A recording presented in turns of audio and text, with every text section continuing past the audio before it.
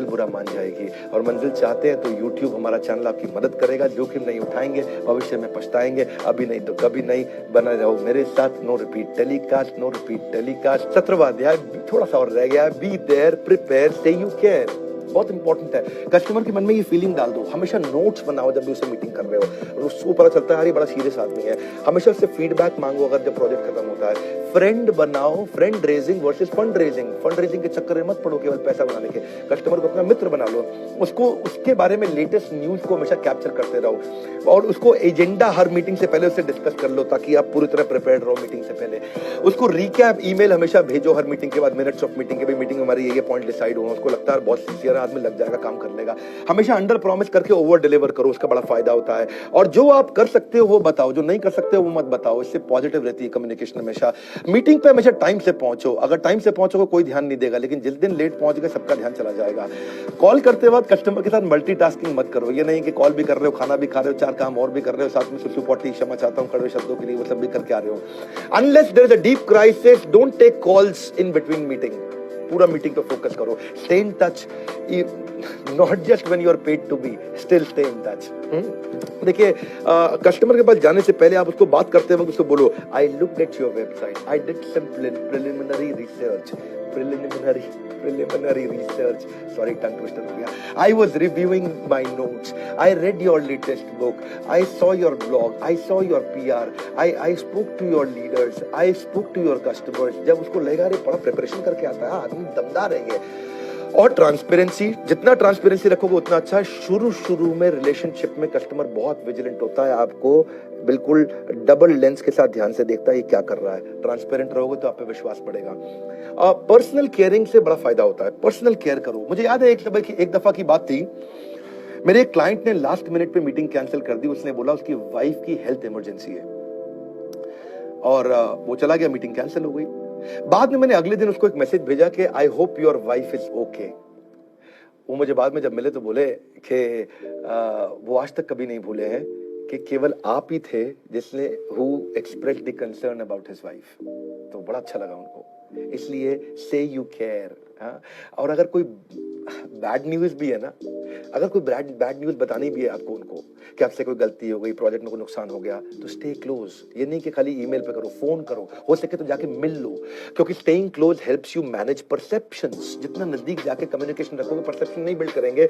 और देखिए एक बात और है कि अगर कस्टमर आपको फीडबैक दे रहा है तो उससे उसको समझाओ कि चेंजेस, रिवीजन, करेक्शन ये पार्ट ऑफ प्रोसेस है, इंप्रूवमेंट होते रहेंगे। उसको समझाओ ये हमेशा होता है। अगर आपको पसंद नहीं आया, विच इज ओके, मैं इसको रिवाइज कर रहा हूं और ये प्रोसेस का हिस्सा है। देखिए, keep in mind the following while giving feedback. जब भी आप फीडबैक दे रहे हो इन बातों को ध्यान में रखिएगा कि stay focused on project, task and timelines. हमेशा टास्क टाइमलाइन की बात करें, ऐसे ही कोई बुरी नेगेटिव बात ना करें। Collect your thoughts and speak prepared. जितना प्रिपेयर्ड होकर बात करें, ऑनेस्ट रहें, रिस्पेक्टफुल रहें, सोल्यूशन पे बात करें, प्रॉब्लम पे ना करें, पॉजिटिव रह करके बात करें, और बाद में फॉलो अप राइटिंग पे ले लें उनसे, ताकि उनका बाय इन मिल जाए, उनको विश्वास हो जाए। इससे आपकी रेपुटेशन बिल्ड होगी। Reputation is the new currency. अपने कमिटमेंट को हमेशा ऑनर करो, उनके पैसों के लेके रिस्पॉन्सिबल रहो। अगर कोई गलती हो गई है उसको एक्नॉलेज करना मतलब एडमिट करना नहीं होता, और अगर आपसे गलती नहीं हुई फिर भी एक्नॉलेज करना, एडमिट करना नहीं होता है। रिमेंबर, हर क्लाइंट इक्वल नहीं है, हर प्रोजेक्ट इक्वल नहीं है, उनको अलग अलग प्रकार से आपको ट्रीट करना पड़ेगा। जो बहुत इंपॉर्टेंट है क्लाइंट, उस पर ज्यादा समय लगाओ। फिर भी अगर कोई कंप्लेंट है और तो भी आप क्या करें, always begin with the good news. हमेशा पहले अच्छी बात करें फिर कंप्लेंट पे आए। और एक्नॉलेज, एनालाइज एंड एक्ट। अगर आपके खिलाफ कंप्लेंट है, पहले एक्नॉलेज करो, उसके बाद में एनालाइज करो और एक्ट करो, ताकि वो कंप्लेंट दोबारा ना आए। आई कांट की स्टेटमेंट मत बोलो, आई कैन की स्टेटमेंट बोलो। ये बोलने की जगह I can't do a call until 3 PM, उसको बोलने की जगह बोल दो I am here from 3 PM to 5 PM। when would be a good time for you? इससे क्या हो गया, आपने आई कांट की जगह आई कैन बोला। That deadline is too tight, ऐसा बोलने की जगह आप उसे बोल सकते हो I can deliver it by. I can't start for 3 months, ये बोलने की जगह बोले I love to work with you if we can start in June. हाँ, I can't start until I receive the initial payment, ऐसा बोलने की जगह बोले I look forward to starting the work after receipt of my initial payment. तो positive बातचीत करिए, और अगर आपसे गलती नहीं हुई है तो उसका ब्लेम मत लीजिए, लेकिन अगर हुई है तो पूरी जिम्मेदारी भी लीजिए। ये सब करने के बावजूद भी अगर कुछ काम नहीं आता तो मेरी बात समझिए, never let the client dominate, be assertive and always have an exit strategy with tough client. अगर कोई बहुत टफ क्लाइंट है तो उस प्रोजेक्ट से बाहर निकलने का तरीका भी सोच करके रखिए। सीखने के लिए एक जुनून पैदा कीजिए, यदि आप ऐसा कर लेंगे तो आपका विकास कभी नहीं रुकेगा। धन्यवाद करता हूं फिर से YouTube पे इतने बड़े परिवार को बनाने के लिए। 1,30,00,000 से ज्यादा लोग केवल YouTube चैनल पे हमारे साथ जुड़े हुए हैं। हर तरफ अंधेरा ही अंधेरा, ये इवेंट लाएगा व्यापार में नया सवेरा। आप बने रहो मेरे साथ। नो रिपीट टेलीकास्ट बहुत नजदीक आ गए हैं। 18वां अध्याय, नेक्स्ट न्यू मार्केट। अब आप एक्सपैंड करने जा रहे हो, अब सब कुछ ठीक हो गया है। अब आपने मार्केट रिसर्च कर ली, प्रोडक्ट डेवलप कर लिया, प्राइसिंग कर लिया, नेगोशिएशन कर लिया, नया वैल्यू भी क्वांटिफाई कर दिया, ऑफ सीजन भी कर लिया, कस्टमर एक्विजिशन भी कर लिया, आपने बहुत कुछ कर लिया है। अब क्या करना है? स्केल भी तो करोगे ना, बिजनेस बड़ा भी तो करोगे। बिजनेस खड़ा कर लिया, बड़ा करना है। How to start a startup and how to scale a startup. Next new market के लिए नई जगह मार्केट ढूंढिए, उनके गैप्स ढूंढिए, गड्ढा ढूंढो, ढूंढो ढूंढो गड्ढा ढूंढो, ढूंढो ढूंढो गड्ढा ढूंढो। देखो कितने प्रकार के गैप्स है मार्केट में जहां पे आप एंटर कर सकते हो। पहले स्मॉलर मार्केट से शुरू करो, पेरीफेरी से जाओ। पेरीफेरी समझते हो? परिधि, परिधि से अटैक करो। जब खिचड़ी खाते हो ना गरम गरम, खिचड़ी के बीच में हाथ मत डालो, साइड साइड से उठा के खाओगे, थोड़ी ठंडी ठंडी, मतलब उतनी गर्म नहीं होगी, काम चलेगा। ऐसे ही साइड से एंटर करो नई मार्केट के अंदर। Give less quantity and less credit to a distributor. उधार पे ज्यादा माल मत बेचो, उधार पे बेचना तो बहुत थोड़ा सा बेचो। अपने पैसे को ब्लॉक मत करो, दूसरी सप्लाई से पिछला पैसा पहले ले लो, अपनी क्रेडिट लिमिट डिसाइड कर लो। लोकल मार्केट के राजा बन जाओ, इसको क्या बोलते हैं, लोकल राजा। तो वो आप बनने का प्रयास करो। आप अपनी मार्केट के अंदर 10% आप ज्यादा शेयर हो जाए तो नई मार्केट में चले जाओ। इस मार्केट में विजिबिलिटी को बड़ा करो, तब नई मार्केट में जाओ। अपने डिस्ट्रीब्यूशन की कॉस्ट को कंट्रोल में रखो। डिलीवरी और डिस्ट्रीब्यूशन की कॉस्ट जितनी रीजनेबल रहेगी उतना अच्छा रहेगा। कमर्शियल टर्म्स अपनी ट्रेड के साथ सेम रखो, यानी कि एक शहर में ट्रेड की अपने टर्म्स अलग है। तुमको मैं 15% कमीशन दूंगा, तुमको 10% कमीशन दूंगा, तुमको 25% कमीशन दूंगा। आपका राज मार्केट में खुल जाएगा, लोग आपको छोड़ के चले जाएंगे। अच्छा, नई मार्केट में जब जाते हो तो वहां का टैम भी निकालो। जैसे मैंने आपको टैम निकाल के बताया था, टोटल एड्रेसेबल मार्केट साइज जो था।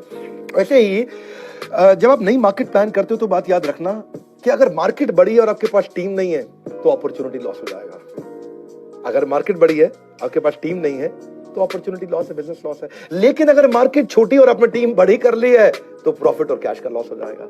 तो हमेशा जब भी नई मार्केट में जाते हैं तो ऑप्टिमम तैयारी के साथ जाइए, क्योंकि आप स्केल कर रहे हैं। नए की पहचान कर, बेहतर से बेहतर का अनुमान कर कि इससे बेहतर और इससे बेहतर मुझे कहां मिलेगा। इसको बोलते हैं फॉलो ऑन मार्केट, नई market, the new market that you identify after your focused pilot market. Focused pilot market हमने डिस्कस किया था आपके साथ में।